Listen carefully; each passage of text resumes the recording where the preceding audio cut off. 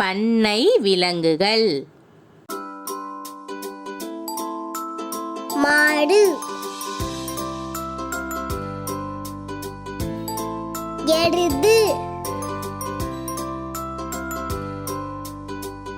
ஆடு, பன்றி, வாத்து, எருமை மாடு,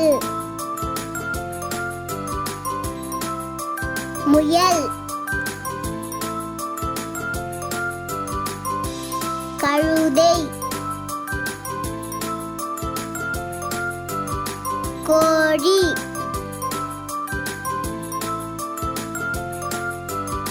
வான்கோழி, குதிரை. Subscribe Baby Talkies.